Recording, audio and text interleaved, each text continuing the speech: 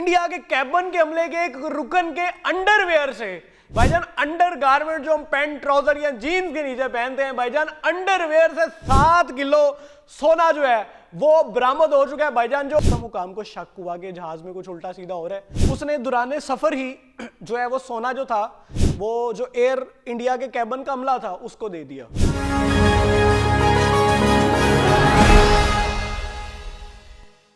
अस्सलाम वालेकुम जी, हमजा भट्ट आपकी खिदमत में हाजिर। आप देख रहे हैं पाकिस्तान खबर टीवी। उम्मीद आप सब लोग खैरियत से होंगे।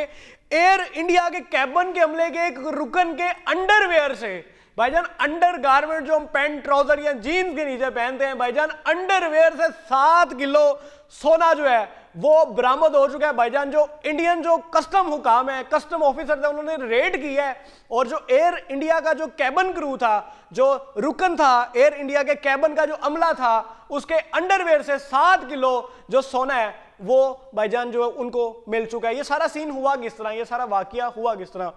एक मुसाफिर दुबई से इंडिया जो चेन्नई है वहां पे जा रहा था और जाहिरी बात है अकेले स्मगलिंग करना पॉसिबल ही नहीं है, मुमकिन ही नहीं है। अगर आपने स्मगलिंग करनी हो या एक चीज दूसरे मुल्क से किसी दूसरे मुल्क, थर्ड मुल्क में लेके जानी हो, एक मुल्क से दूसरे मुल्क, तो आपको जो स्टाफ होता है, जो एयरलाइन का स्पेशली स्टाफ होता है, जो कैबन क्रू होते हैं, जो एयर होस्टेस होती हैं, आपको उनकी मदद दरकार होती है। अगर आपके साथ उनके राब्ते ना हो, उनकी मदद दरकार ना हो, उनकी इन्वॉल्वमेंट ना हो, तो मुमकिन ही नहीं है कि आप जो है वो स्मगलिंग कर सकें।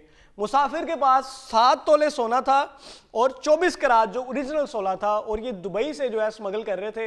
इन्होंने लेके जाना था चेन्नई। अगर आपको पता है जो वैसे लेके आए सोना तो उस पर बहुत ज़्यादा जो कस्टम हुकाम होते हैं, पाकिस्तान में भी देखा जाए तो FBR को, कस्टम हुकाम को एयरपोर्ट पे टैक्स पे करना पड़ता है। अगर आप कोई लैपटॉप, आईफोन या कोई गोल्ड की चीज़ें लाते हैं तो 7 किलो सोने पे बहुत बड़ा टैक्स होता है, जो कि देना पॉसिबल ही नहीं है, मुमकिन बात ही नहीं है। अगर वो उस पर देंगे तो उनकी बचत कम हो जाएगी। तो फिर जो स्मगलर्स होते हैं वो प्रेफर करते हैं कि ऐसे जुगाड़ लगाए जाए, ऐसे जो है वो रास्ते बनाए जाए, रिश्वत लगाई जाए, जिससे जो टैक्स है वो कम से कम हो जाए। तो इसी तरह जो है ये भी सारा मामला हुआ। जो मुसाफिर था उसने 7 किलो जो सोना था वो दुबई से चेन्नई के लिए जो फ्लाइट से उसमें लेके बैठ गया। कस्टम हुकाम को शक हुआ कि जहाज में कुछ उल्टा सीधा हो रहा है, सारी मॉनिटरिंग हो रही होती है जब बाहर निकलते हैं।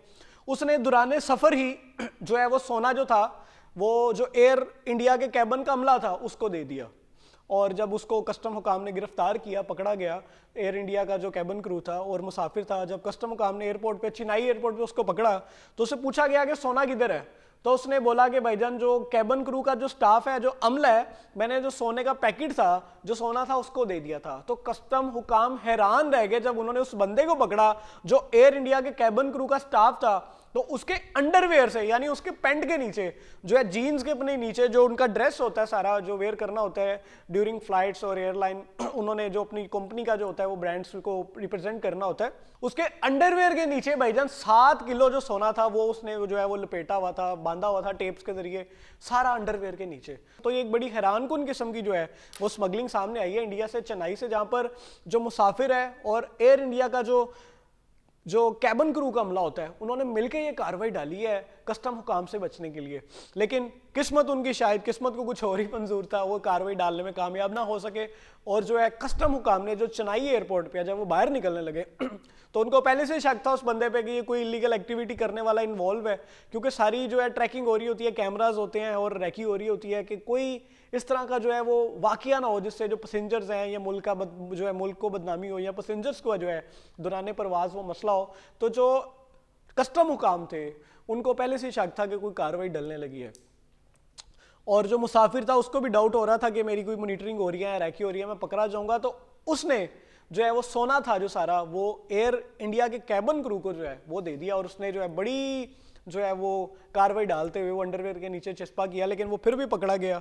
तो एयर इंडिया की जानिब से कोई भी स्टेटमेंट सामने नहीं आई उनके हक में। उन्होंने अभी डिफेंड नहीं किया कि ये सारा मामला क्या है, सारा वाकया क्या है, हकीकत है, झूठ है, क्या भी है। उनकी जानिब से अपने किसी भी प्लेटफॉर्म पे कोई जो है इस तरह का जो है स्टेटमेंट अभी सामने नहीं आई कि ये स्मगलिंग थी और जो एयर इंडिया के कैबन का हमला था वो इसमें मुलविस था या नहीं। लेकिन दोनों को, जो मुसाफिर था और जो एयर इंडिया के कैबन क्रू का हमला था, उसको जो है अदालती हिरासत में भेज दिया गया। अब कानून के मुताबिक उन पर कार्रवाई होगी। आपके इस हवाले से क्या कहना है? अपनी कमेंट सेक्शन में अपनी कीमती राय का इजहार लाजमी कीजिएगा ताकि हम मजीद इंटरेस्टिंग स्टोरीज, इंफॉर्मेटिव स्टोरीज अपने पाकिस्तान खबर टीवी के नाज़रीन से शेयर करते रहें। कीप वॉचिंग पाकिस्तान खबर टीवी। हमजा भट्ट को अपनी टीम को इजाज़त दें।